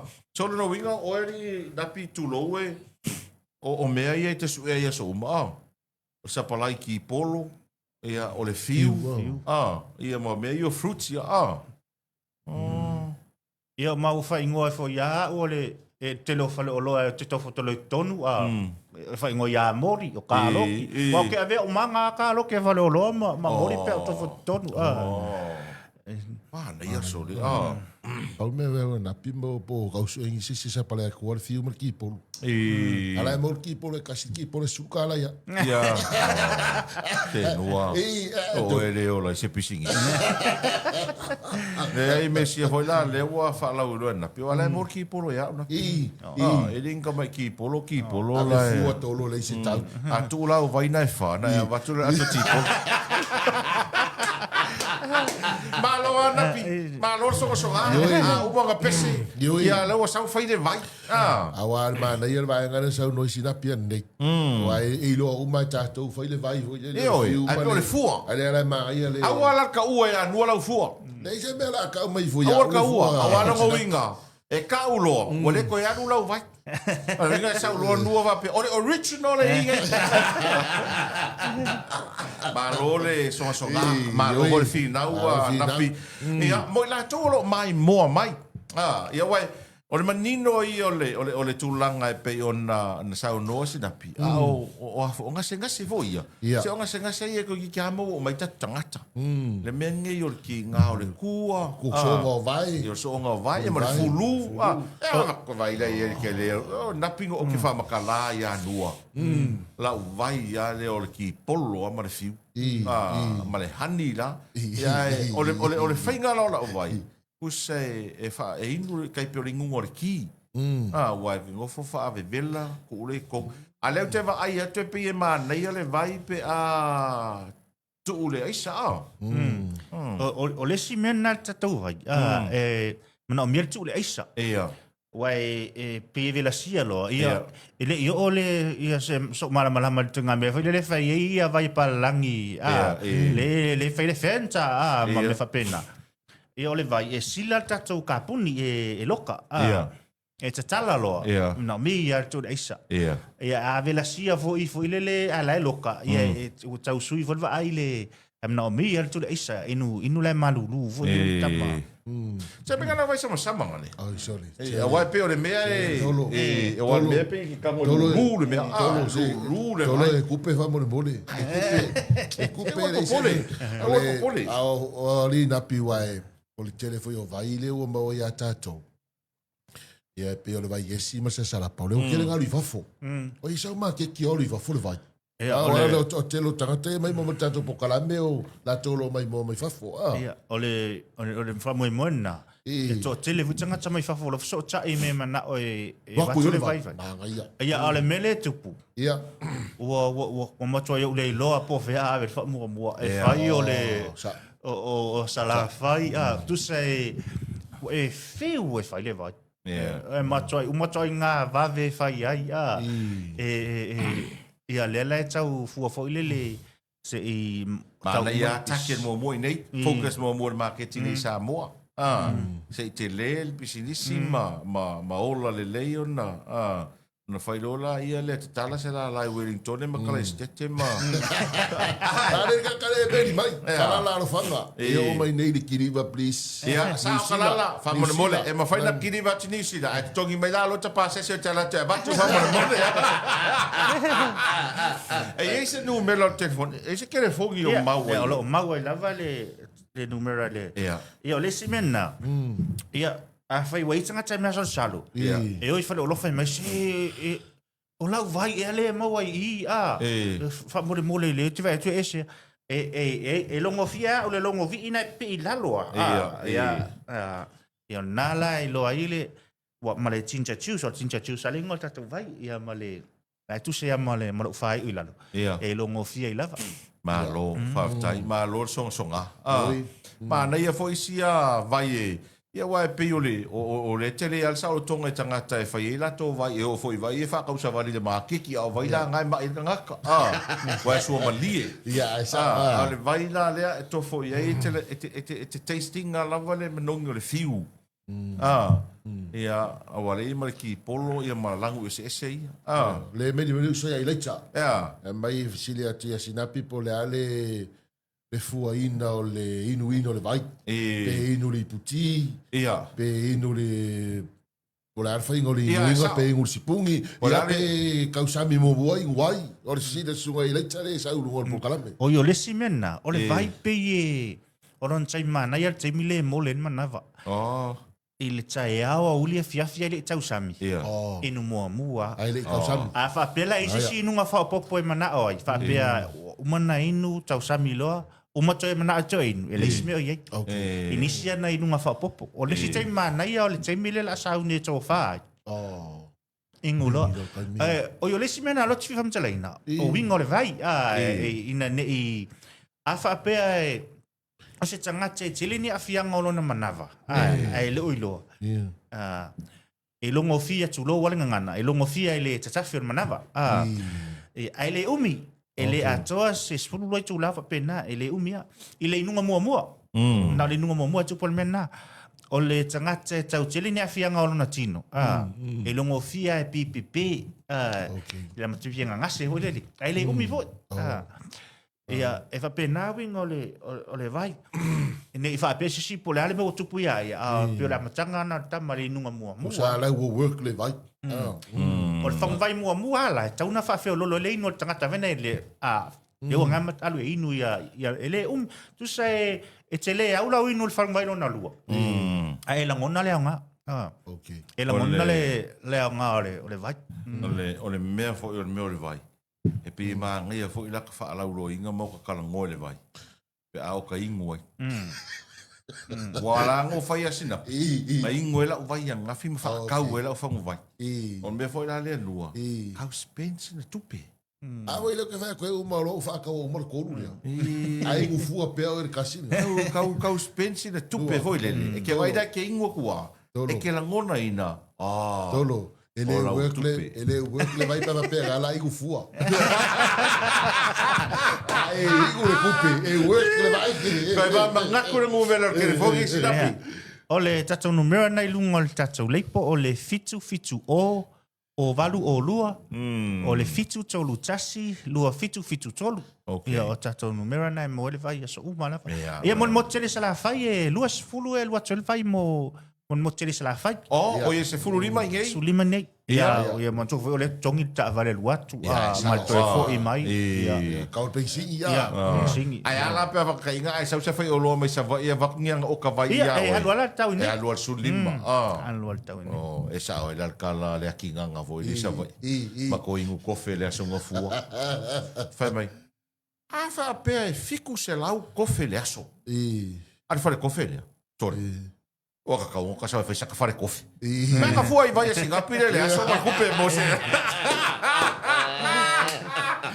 Ma lo si dapi. Na tai tele mole ava no e pe na tala no foi ma fa la wi lo si o e te mai pisinisi na fa to amata.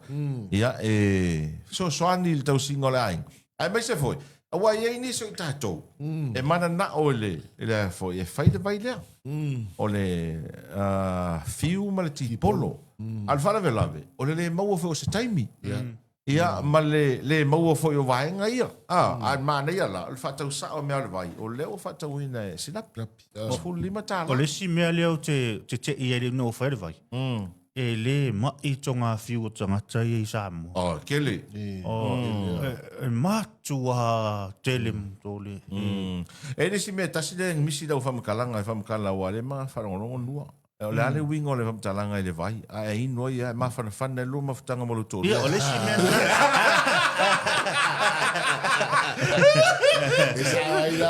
Ia. Kare o tino ia la fa ile comment mai. O le sianga la vai e tele to e boy sabadi. Pa tai tele napi. Manuia o favor nei aso ia ai o leo fa fonga mai mai le tino i telefonia sinapi. Ia mawhara o loa o lea, whaatawina il tātou vaile nā ile nei aso la tau ia o sa vai ai o la stoffer vai asfau. Ia, ai manuia o whaiva nei aso. Ia, haftai. Ia, sunga.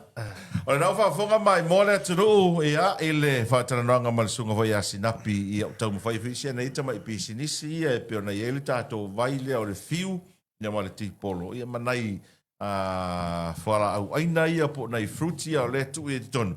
Ia e whaamata ngō fia atili ai. Ai o tau lunga po kala mer 665 morning show nei tai ao se si fa poponga ile tau leono le tai ao fa soifua ia.